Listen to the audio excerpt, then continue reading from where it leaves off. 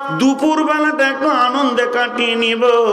মহারানা দিয়ে যে মেয়েটিকে নিয়ে এসছি আমার বিবি, তার গোটা বডিটা হালাল, তার সঙ্গে একটু আনন্দ করে নিব। আমার রব বলছে সেটাও চলবে না। তাহলে বিবি থেকে বিরত থাকো, খাওয়া থেকে বিরত থাকো, পানাহার থেকে বিরত থাকো। যখন গুরুব শামস হয়ে যাবে, পশ্চিম দিকে সূর্য ডুবে যাবে, আবার তোমার মুখের তালা খুলে গেল, এবার তুমি খেতে শুরু করে দাও। আবার তুমি খাও, খাও আর খাও, সুবে সাদেক পর্যন্ত যত টাকাবে খাবার পানাহার করো। হে আমার রব, আপনি যে রোজাটাকে এরকম প্যাটার্নের বানিয়েছেন, এই রকম কাটিং এর বানিয়েছেন, তার মানে আমার বুঝে আসছে না। এর ভিতরে রুকু নাই, এর ভিতরে সাজদা নাই, এর ভিতরে তেলাওয়াত না করলে রোজা হবে না, এমনটা নাই। সূরা ফাতিহা না পড়লে রোজা হবে না, এমনটা নাই। হে আমার রব, তুমি আমাদেরকে না খাইয়ে রেখে কি এমন লাভ করো? হে আমার মাবুদ, মাবুদ বুঝে আসে না, না খাওয়ার ভিতরে কি এমন লাভ রয়েছে? তোমার গোলামদেরকে একটা মাস তুমি খেতে দাও না। আমি যখনই প্রশ্নটা আমার রবকে করব, আমার রব উত্তরে দুইটি কথা বলবেন, লাআল্লাকুম তাত্তাকুন, যাতে করে তোরা মুত্তাকি হতে পারবি, এর জন্য আমি রোজাকে এরকম বানালাম।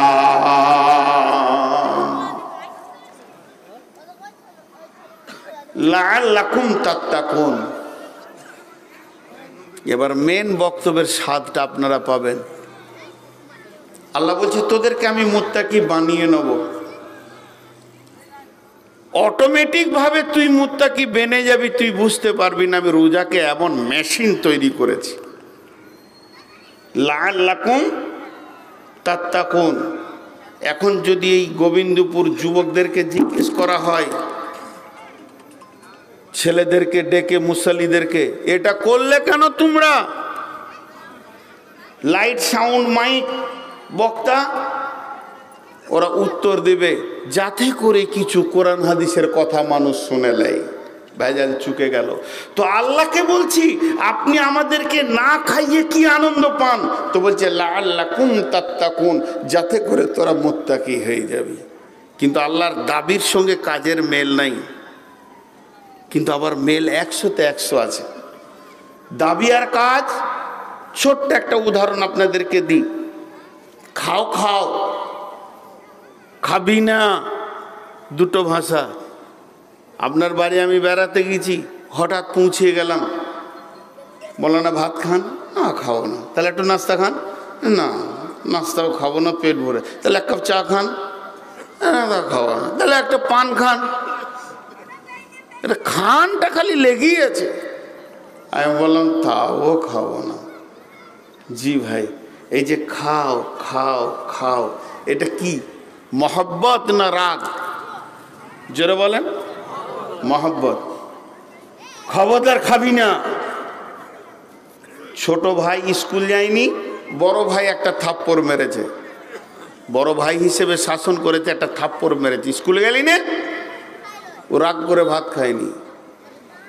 বড় ভাই কিছুক্ষণ মার্কেট থেকে ঘুরে এসছে, মা বলছে দেখ জমিরুলকে তুই মারলি, ও ভাত খায় নাই, তুই খেতে বসবি, ওকে ডেকেলে। তখন ও হাত ধুচার বলছে খাগ্য না খাগ্য, ও ডাকতে যেতে হবে নাকি? ভাই এটা মহব্বত না রাগ? আর আল্লাহর দাবি কি? আমার রবের দাবি, বিশ্ব মানবরে আমি তোদের রব, তোদেরকে এত মহব্বত করি, সারা পৃথিবীর সমস্ত মায়ের মহব্বতকে যদি এক জায়গায় করা যায়, আমার আল্লাহর মহব্বতের কাছে মায়ের মহব্বত ওজনে টিকবে না, হারিয়ে যাবে।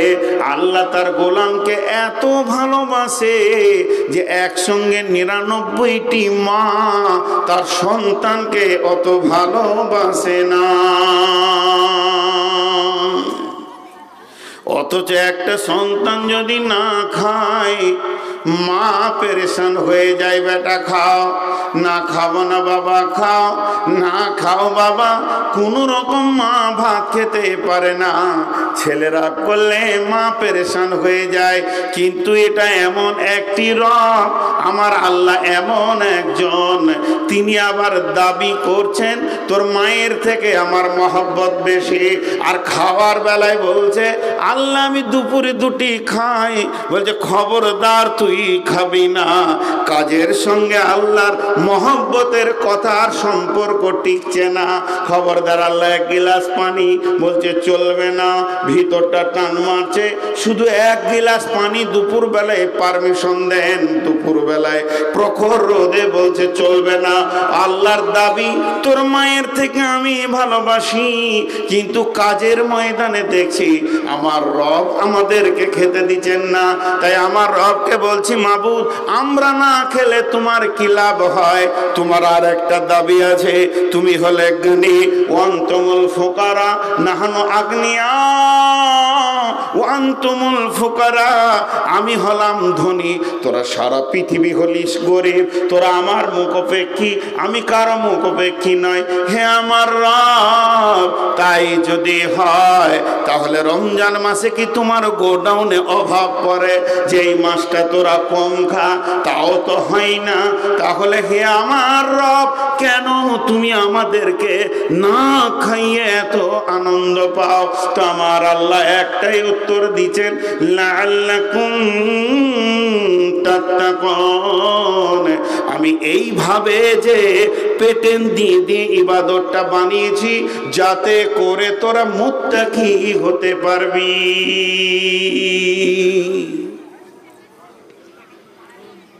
তোদেরকে আমি মুত্তাকি বানাচ্ছি, তোরা জানিস না। না খাওয়ার ভিতরে এত জিনিস ভরা আছে বলে, হ্যাঁ আছে। এবার একটা মারেফাতের কথা বলবো, এটা বুখারী থেকে বলছি না, এটা মুসলিম থেকে বলছি না, আর বলছি না যে রাসূলুল্লাহ সাল্লাল্লাহু আলাইহি সাল্লাম বলেছেন, আর বলছি না যে আল্লাহ বলেছেন। মারেফাতের তথ্যের কথা, এই কথাটা ওইভাবেই নেবেন যেভাবে বলছি পীর ফকিরদের কথা। তো এই মারেফাতের কথাটা একটু ধ্যান দিয়ে শোনেন। এটার উপর আপনাকে যে ঈমান রাখতে হবে তা নয়, এটা হাদিস নয়, কিন্তু বলছেন একজন, কি বলছেন? আল্লাহ আত্মাকে তৈরি করলো, নাফস, আত্মা। আত্মাকে তৈরি করার পর আল্লাহকে জিজ্ঞেস করছে, ইয়া নাফস মান আনা, হে আত্মা আমি কে? পৃথিবীতে সব থেকে বড় খতরনাক হচ্ছে আত্মা। একজন খ্রিস্টান দার্শনিক বলেছেন, দেহ মুশরিক নয়, আত্মা মুশরিক। পীর পুজো, কবর পুজো, মাজার পুজো, আপনার দেবদেবীর পুজো, চুরি ডাকাতি বেঈমানি যেগুলো করে, দেহ করে না, আত্মা করে। আত্মা আর দেহ আলাদা। দেহ আল্লাহর হুকুমে চলে, চলে কি চলে না? দেহ বলেছে, আল্লাহ বলেছে চোখ দেখবি, কান তুই শুনবি, নাক শুনবি। কোনোদিন নাক দেখতে যাবে না, চোখ শুনবে না, কান দেখবে না, যাকে যা হুকুম করেছে তাই চলবে। হাত তুই ধরবি, পা চলবি, হাত চলবে না, পা ধরতে যাবে না। দেহের ভিতরে কিডনিকে বলেছে পানিকে ছাঁকবি, আবার পাকস্থলীকে বলেছে খাবারগুলোকে তুই হজম করবি। ওরা নিজের নিজের আল্লাহর হুকুমের ওপরে মত পর্যন্ত নিয়োজিত আছে। অর্থাৎ দেহের ভিতরে যতগুলো পার্টস আছে একটাও বেঈমান নয়। বেঈমান হচ্ছে আত্মা। আত্মা বড় খতরনাক, আত্মা বড় বিষধর সাপ। আত্মা আল্লাহ মানে না, আত্মা রসুল মানে না, আত্মা মা বাপ মানে না, আত্মা সব কিছু করে। দেহের দিক থেকে সারা পৃথিবীর লোক এক আল্লাহকে মানে। মাথার চুলকে বলেছে বাড়বি, সেই হারে দাড়িকে বলেছে কমে থাক, সেই হারে মোচ বাড়ে না, ওই হারে আপনার কি না চোখের ভুরু বাড়ে না, চোখের পাতা বাড়ে না, গায়ের লোম বাড়ে না। আল্লাহ তাবারক ওয়া তাআলা একই বডির ভিতরে একই জিনিসকে বিভিন্ন জায়গায় ফিট করে এক একজনকে তার সীমারেখা মেপে দিয়েছে, ওর ওপরেই তারা চলছে। দাড়ি যতটা বাড়ার অতটা বাড়বে। মাথার চুলের মতো যদি দাড়ি বাড়তে শুরু হতো তাহলে আল্লাহর কন্ট্রোলের বাইরে সে চলে যেত। কিন্তু আমার রব হুকুম করেছে তুই এতটা বাড়বে, তুই এত দূর বাড়তে থাকবে। অতএব দেহর দিক থেকে সবাই আল্লাহকে মানে, আত্মায় হলো মুশরিক, আত্মায় হলো বেঈমান। এর জন্য আমার আল্লাহ আত্মাকে সংযম করার জন্য রমজান মাসের রোজাকে তৈরি করেছে। রমজান মাসের ইবাদত রোজাটা, না খাওয়া রোজাটা সম্পূর্ণ আত্মার উপর দিয়ে রুলার চলে, দেহের উপর দিয়ে চলে না। এর জন্য আল্লাহ তাবারক ওয়া তাআলা বলছেন লাআল্লাকুম তাত্তাকুন, আমি তোমাদেরকে না খাইয়ে বানিয়ে রাখছি যাতে করে তোমরা মুত্তাকি হতে পারবে।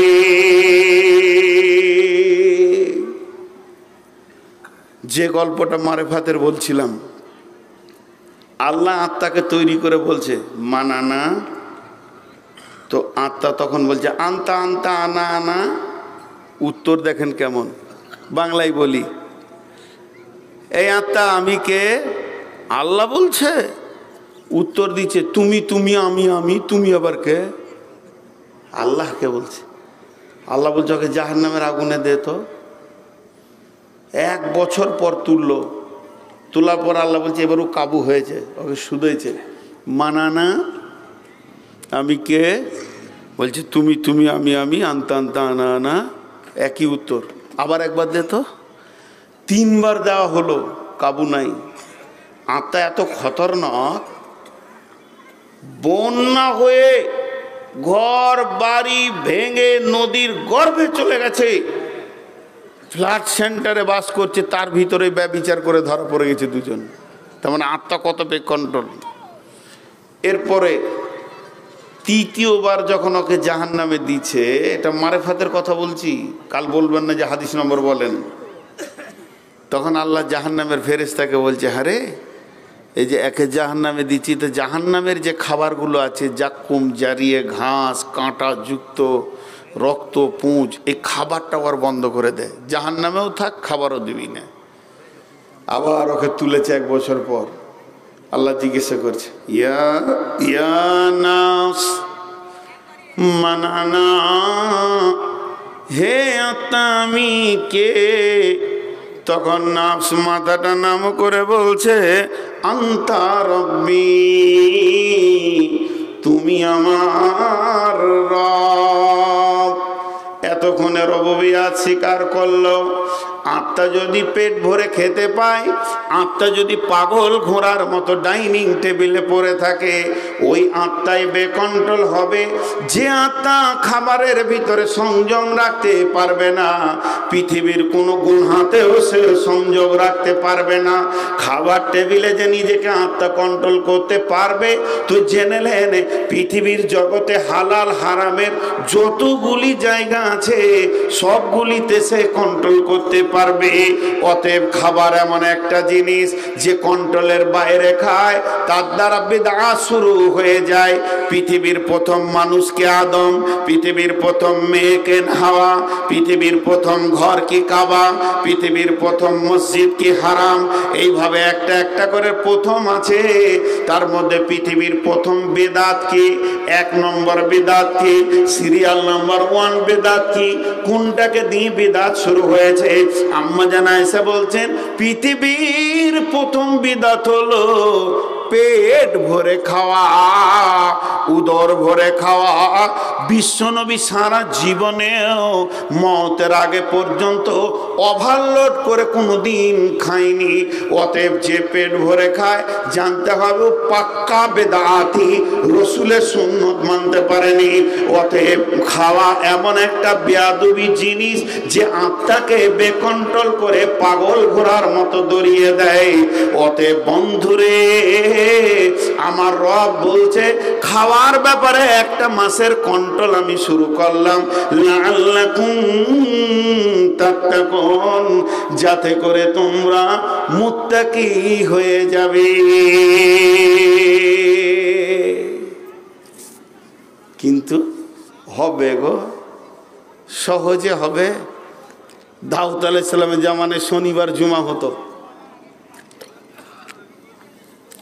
তো মাছ ধরে খেতে লাগলো দাউদের কম। নবী দাউদ বলে জুমার দিন খেও না, তো পরের দিন খেতে লাগলো। নদীর মুখটাকে বেঁধে দিয়ে পরের দিন খেতে লাগলো। তার মানে দাউদের কম এত বদমাইশি শুরু করলো, আল্লাহ ওদেরকে আযাব দিল। আমাদের অবস্থা কি জানেন? রোজা মাসে সংসারে অন্য মাসের সমান খরচ না ডেরা খরচ? জি ভাই, কেউ আবার বলছে ডবল।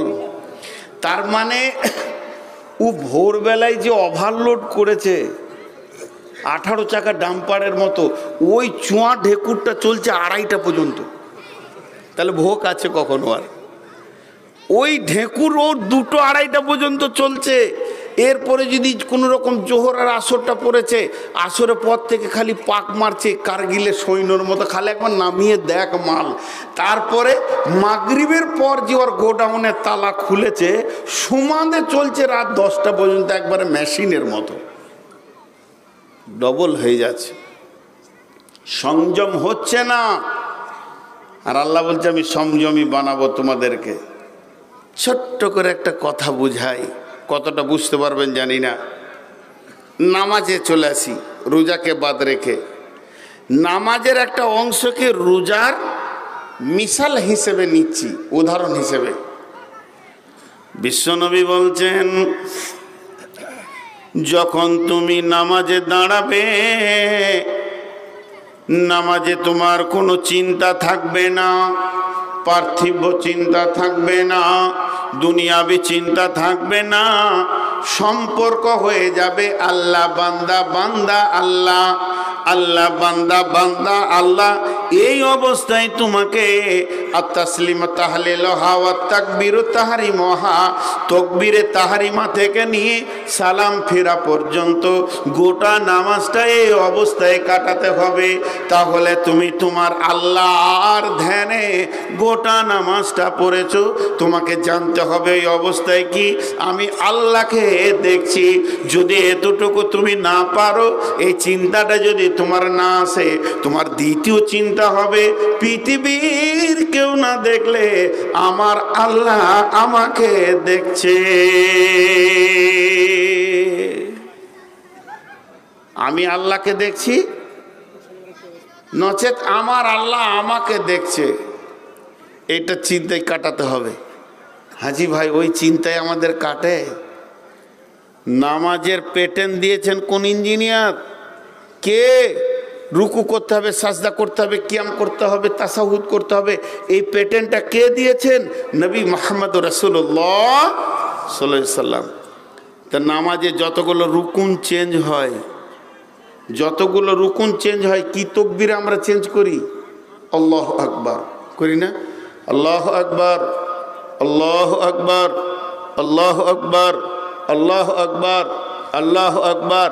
শেষকালে যখন সালাম ফিরি, আসসালামু আলাইকুম রহমতুল্লাহ।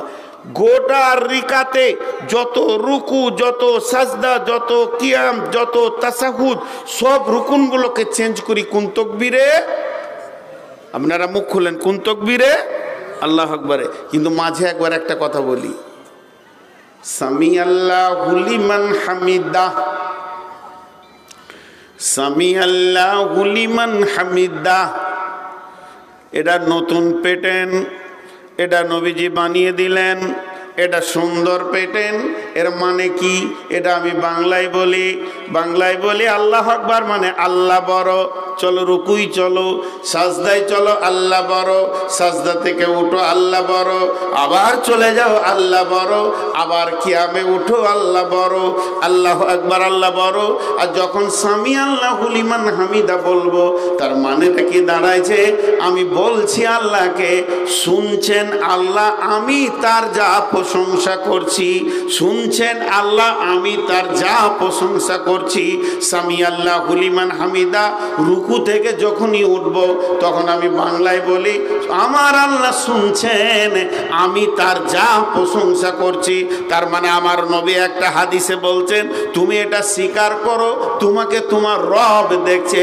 আর যখন ওই কথাটা আমি আল্লাহকে বলবো প্রতি রিকাতে একবার, তো আমার আল্লাহ বলবেন আমার বান্দা আমার হাজরিকে স্বীকার করে নিয়েছে, আমি যে তার নামাজের সামনে দাঁড়িয়ে আছি এটা আমার বান্দা স্বীকার করে নিয়েছে, যাতে করে নামাজটা কবুলিয়াতের প্ল্যাটফর্মে পৌঁছিয়ে যায়, কবুলিয়াতের দরজাতে পৌঁছিয়ে যায়, কবুলিয়াতের জায়গাতে পৌঁছিয়ে যায়।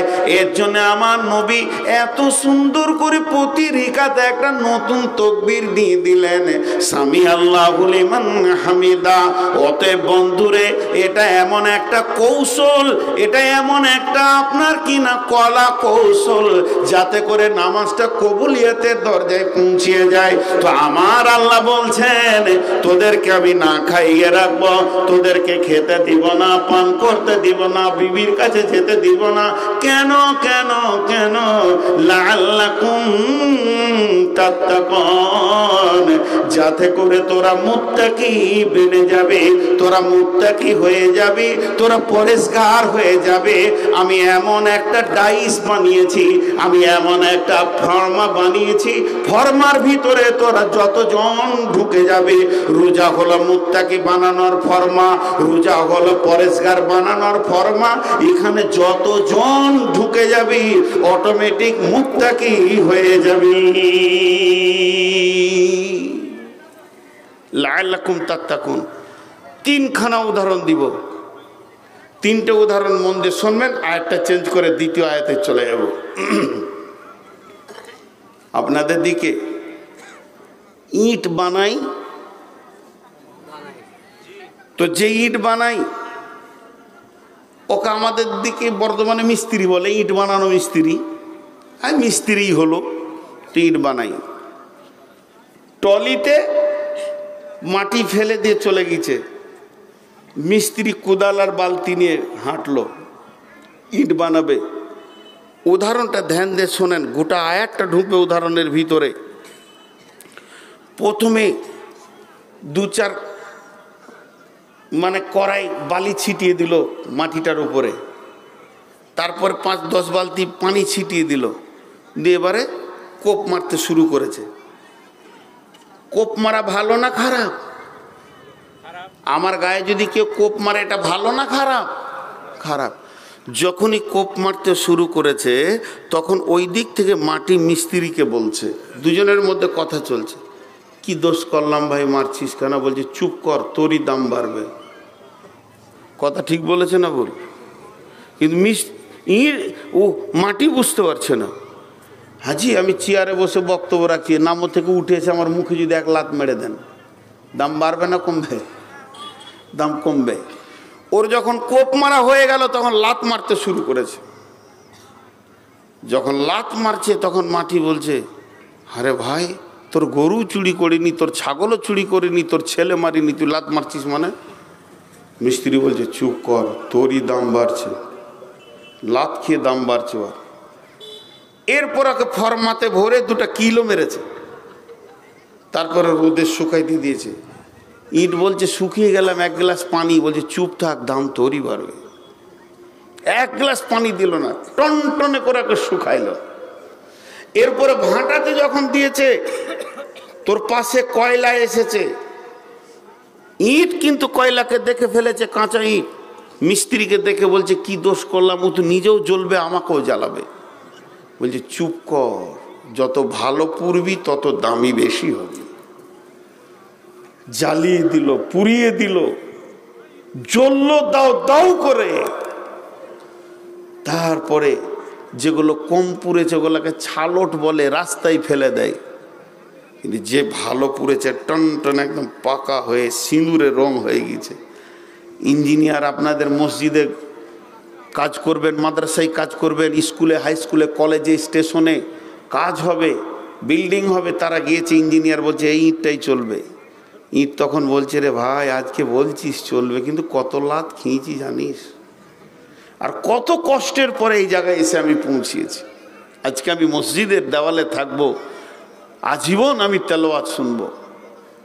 রব্বুল আলামিন বলছেন তোদেরকে খেতে দিইনি, চুপ কর, দাম তোদের বাঁচে আমার বাড়েনি।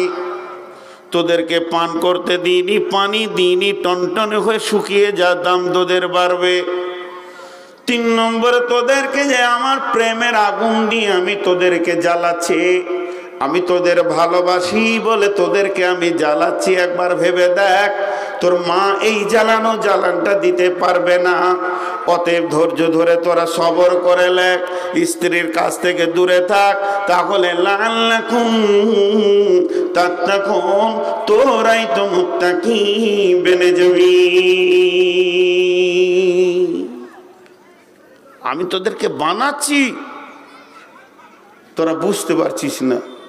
জি, আমার ভিতরে একটা যোগ্যতা লুকানো আছে, সেটা আপনি আমাকে বের করে দিচ্ছেন, খুলে বের করে দিচ্ছেন, যে এই যোগ্যতা লুকানো আছে। মানুষের ভিতরে যোগ্যতা নাই এমন কিছু নাই, আমার রব বের করে দিচ্ছেন। আর একটা উদাহরণ, ইয়া আইয়ুহাল্লাযীনা আমানু, আল্লাহ ইমানদারদেরকে বলছেন, বেঈমানকে বলেনি, কাফেরকে বলেনি। ঈমান হলো একটা সোনার ডেলা, ইমানদার হলো একটা সোনার আপনার কিনা বিস্কিট, কিন্তু তাকে গয়না বানাতে হবে, তাকে নাকের বানাতে হবে, কানের বানাতে হবে, তবেই মেয়েরা নিজের চামড়াকে ফাটিয়ে দিয়ে ওই জায়গাতে ওই জিনিসটা ঝোলাবে, গলাতে ঝোলাবে, চুড়ি পরবে। তার ওই সোনা যতই দামি হোক না কেন, 24 ক্যারেটের সোনা, একদম নির্ভেজাল সোনা, তারপরও তাকে আগুনে ঢুকতে হবে, তারপরও ডাইসে ঢুকতে হবে, তারপরও হাতুড়ির মার খেতে হবে, তবেই সে গয়না হবে।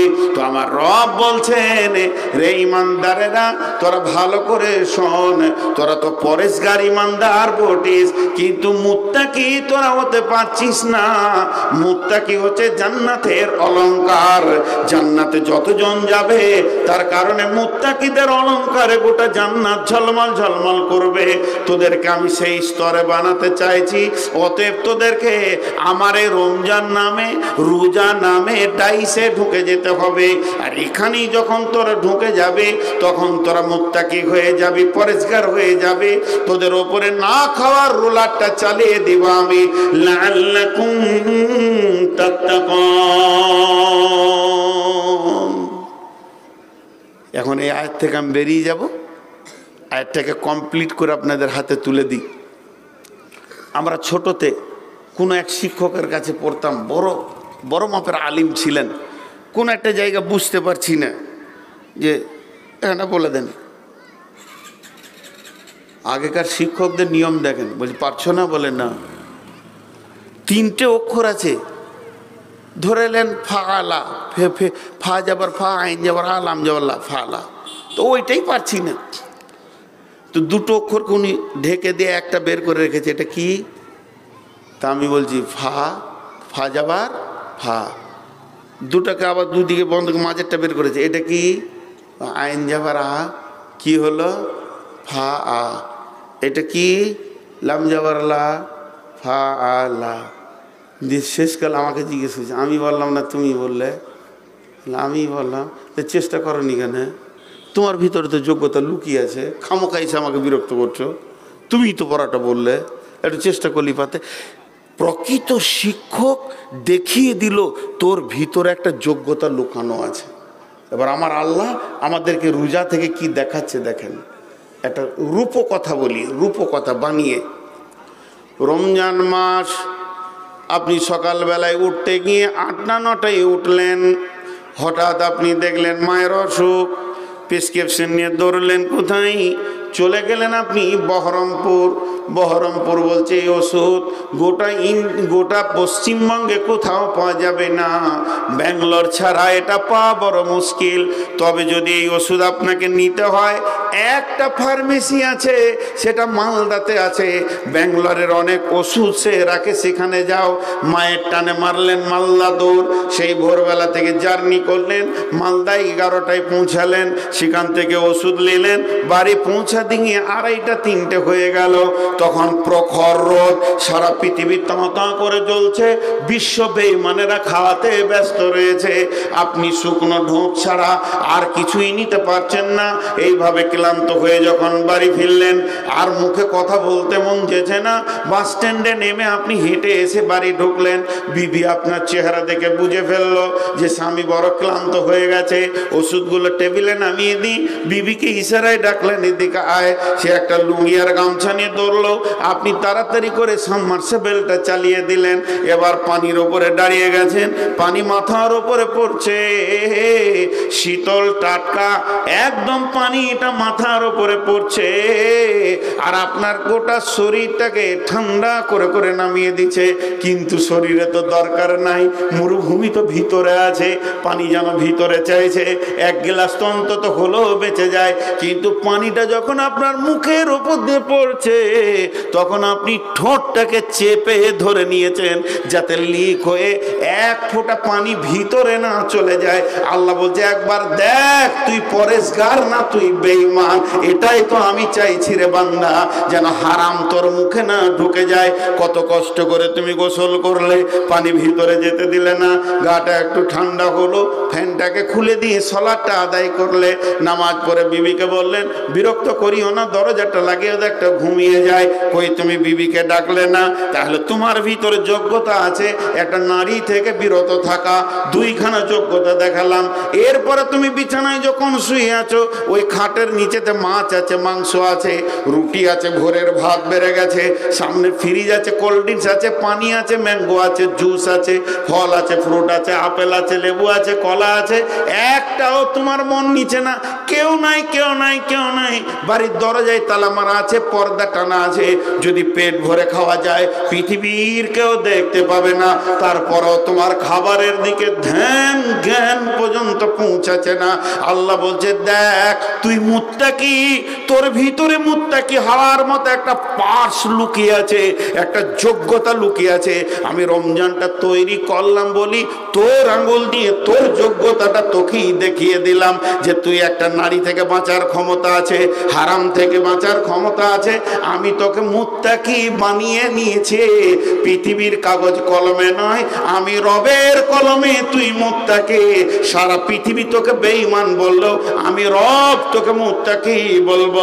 পৃথিবীতে একটা ইবাদত আছে যেটা লোক দেখানি হয় না, নামাজ লোক দেখানি হয়, হজ লোক দেখানি হয়, দান লোক দেখানি হয়, আপনার কিনা যাকাত লোক দেখানি হয়। পৃথিবীর বুকে যত আমল আছে, পৃথিবীর বুকে যত আমল আছে, পৃথিবীর বুকে যত আমল আছে, 1 থেকে 100 পর্যন্ত হাদিসে কোরআনে সুন্নত ওয়াজিব নফল ফরজ যাই আছে, সবগুলো লোক দেখানি করা সম্ভব আছে।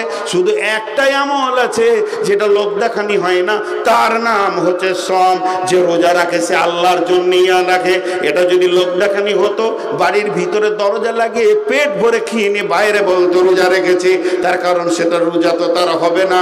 আল্লাহ বলছে, একটা এমন আমল আমি তৈরি করেছি যেটা লোক দেখানি হবে না, যেটা রিয়া তাকাব্বুর থাকবে না, একদম কোনো ময়লা থাকবে না। যে রোজা রাখে সে আমার জন্যই রাখে, যে রোজা রাখে সে আমার জন্যই রাখে। এর জন্য এই রোজার কত বড় ফজিলত। আদালত শুরু হবে কিয়ামতের মাঠে, আদালত শুরু হওয়ার আগে আমার রব রোজাদারদের মোলাকাতে চলে আসবে।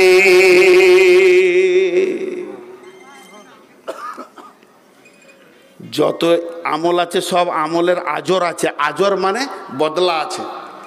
নামাজ পড়লে এই পাবে, হজ করলে এই পাবে, ওই করলে এই পাবে। আর রোজার ব্যাপারে আমার আল্লাহ কি বলেছেন? যে রোজা রাখে সে আমার জন্যই রাখে, আর রোজার বদলা হচ্ছে আমি নিজে, সে আমাকে পাবে। এর থেকে আর কিছু চাই? আমার এই কবিতাটা বলতে গিয়ে চোখ দিয়ে পানি চলে আসে খুশিতে। রোজাদারের দুইটি খুশি, একটি খুশি ইফতারে। ইফতারে কেন খুশি? যখন আপনি মুখে ইফতারটা ভরবেন, আপনার রব আপনার আমলনামাতে একটা রোজার হাজরি লিখবেন। আমার গোলাম আজকে রোজা রেখেছে, এর জন্যে রোজাদারের দুইটি খুশি,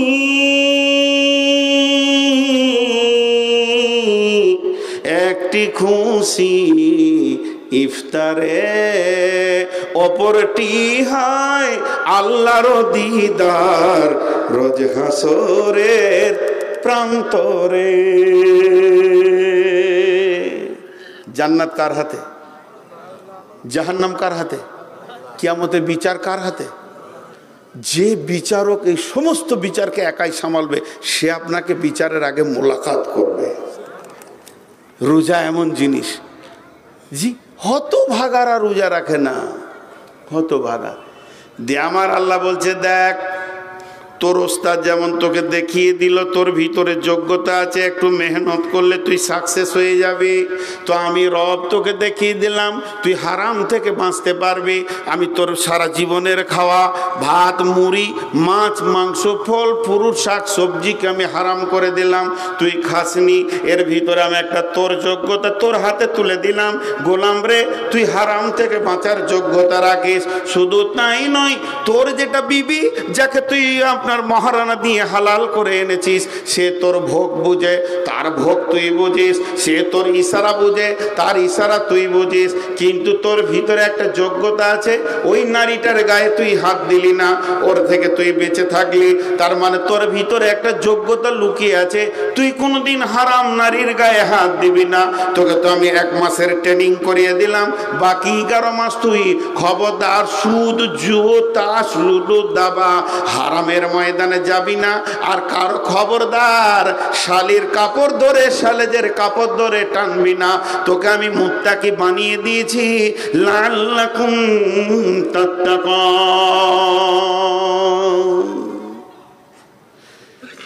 আমরা সবাই রোজা রাখবো ইনশাআল্লাহ, সবাই মহব্বতের সঙ্গে বলি রোজা রাখবো ইনশাআল্লাহ। আল্লাহ খুশি হন রোজাদারদের উপরে। 1-2 করে উঠছে কেন গো? রাতও তো বেশি হয়নি।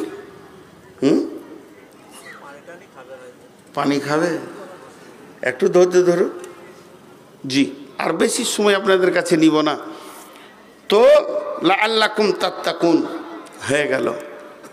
এই রমজান মাসে আল্লাহ তাবারাক ওয়া তাআলা কোরআনকে নাজিল করেছেন। শাহরু রমাজান আল্লাযী উনজিলা ফীহিল কোরআন হুদাল লিন্নাস।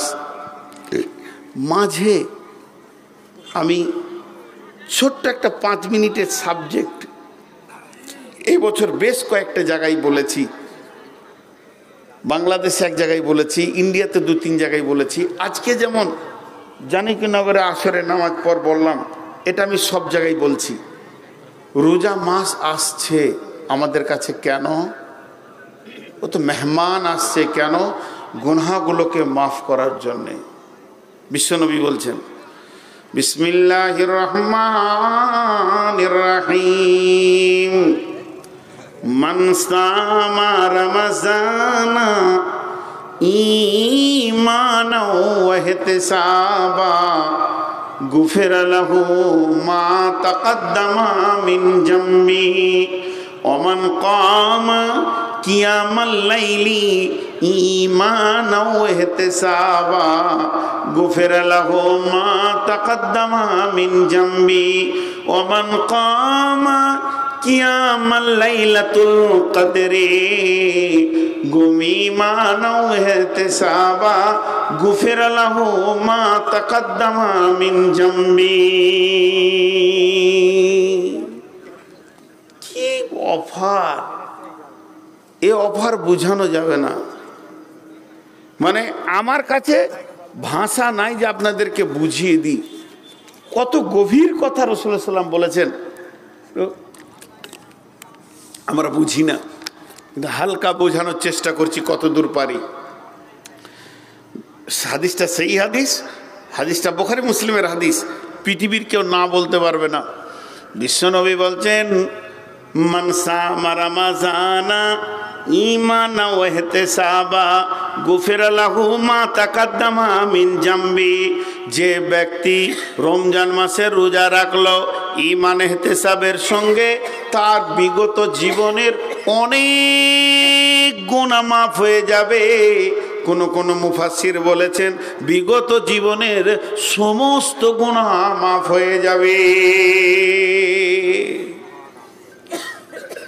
জি, মাত্র 2 জন সুবহানাল্লাহ বলেছেন। এত বড় অফার, আলহামদুলিল্লাহ বলা দরকার। আল্লাহ দিচ্ছেন, বিশ্বনবী বলছেন যে এই অফারটা কত বড় দেখেন। যে ব্যক্তি রমজান মাসে রোজা রাখবে তার বিগত জীবনের সমস্ত গুনাহ মাফ হয়ে যাবে। হ্যাঁ, আবার আমার প্রশ্ন ঢুকে গেল, যেমন আল্লাহকে একটু জিজ্ঞেস করলাম, আল্লাহ আপনি না খাইয়ে ইবাদতটা কেন করলেন? তা আল্লাহ দেখিয়ে দিলেন। এখানে আর একটা উদাহরণ আপনাদেরকে বলে দিই। প্রকৃত পিতা ওই যে সন্তানকে মানুষ করে। তো আমার গ্রামে একটা ঘটনা ঘটেছিল। একটা মাদ্রাসা আছে আমার গ্রামে। তো একটা ছেলে একটু দুষ্টুমি করেছে, হেড মৌলানা 2 লাঠি মেরেছে, আমার সামনেই মেরেছে। এমন কিছু মার দি দেয়নি যে হাত ফেল করেছে, 2-3 লাঠি দিল। বদমাইশি কি করেছে, বেলেট নিয়ে সবারই লুঙ্গির পারগুলো কেটে দিয়েছে। ও যে কেটেছে তো শয়তানও লয়, ছোট ছেলে, ওর হাতে বেলেট ছিল, চালা যেদিকে পারবি, এটা তো হয়। ও যত বড় যে শয়তান ইবলিশ, চোর ডাকাত লয়, জেনা করার মতো অন্যায় করেনি। আর মৌলানা যে 2 বাড়ি দিয়েছে সেটাও অন্যায় কিছু করেনি। যাদের কেটেছে তারা কাঁদছে, তারাও ছোট ছেলে, যে হুজুর এই যে কেটে দিয়েছে কি করে পড়বো। তো যে ছেলেটাকে মেরেছে ওই ছেলেটার বড় ভাই, সেও একটা মসজিদের ইমামতি করে, মাদ্রাসা ঢোকার আগেই লেকচার শুরু করেছে, দেখে নেব মৌলবীদেরকে, মাদ্রাসাকে, কমিটিকে। কেন রে বা? তো একজন মুরব্বী বসেছিলেন ওখানে, উনি পেপার পড়ছিলেন। সেই পুরাতন যুগের হিস্টোরিতে ইংলিশ ট্রিপল এমএ, কত বড় মানুষ, মেয়ের বাড়ি বেড়াতে এসে মাদ্রাসায় বসে পেপার পড়ছেন, দেখে মনে হবে পাগলা। তা এই দুজনে চিল্লাচিল্লি চলছে, ও একাই চিল্লাইছে আর আমি চেয়ারে বসে আছি, কিছু বললিনি।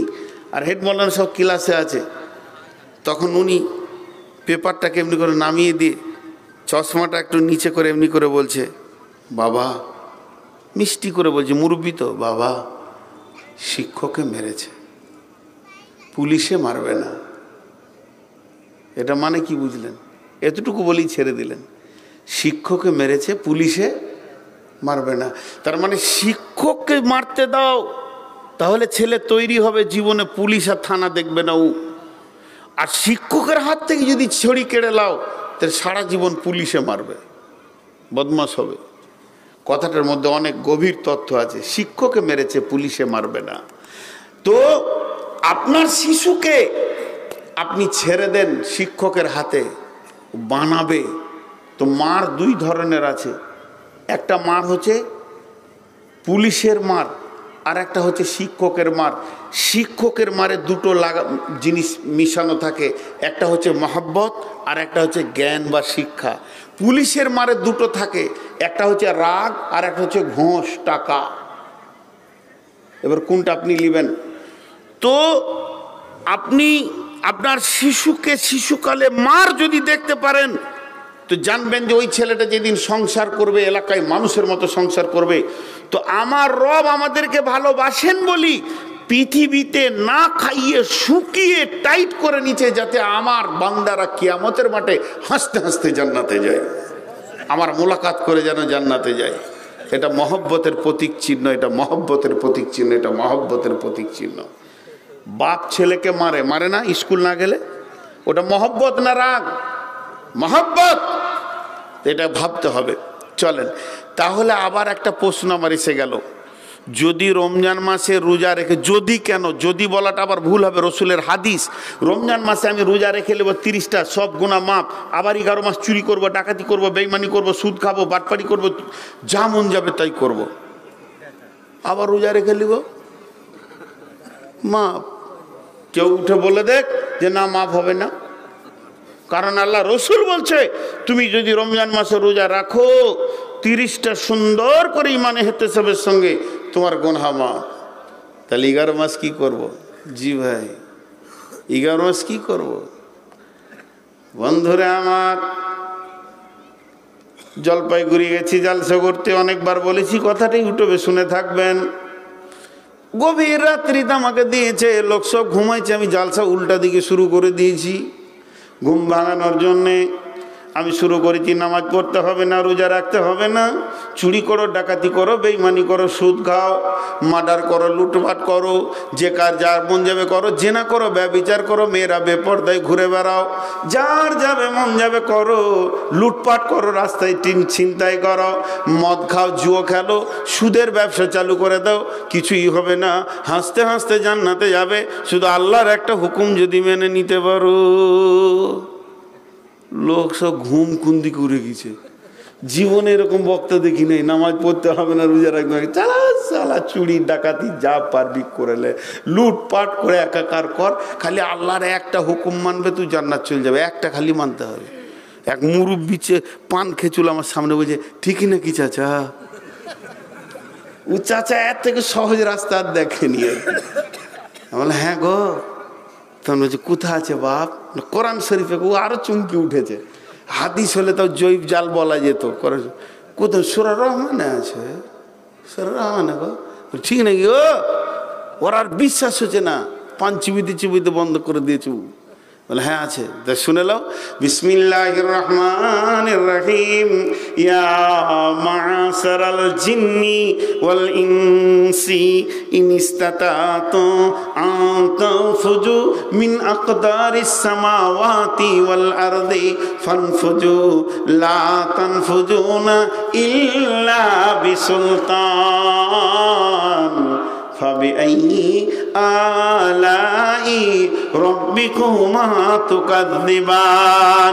আল্লাহ বলছে হে জিন ইনসানের দল, হে জিন ইনসানের দল, এটা যদি তোদেরকে ভারী লাগে, আমার আইনকে মানতে, আমার কানুনকে মানতে, আমার আদেশকে নিষেধকে মানতে তোদের যদি ভারী লাগে, তাহলে তোরা চেষ্টা করে দেখ আল্লাহর রাজ্যের বাইরে পাঁচিল টপকে যদি পালাতে পারিস তো পালিয়ে যা। তার মানে অন্য আল্লাহর রাজ্যে চলে যা, আমার কোরআন মানতে হবে না।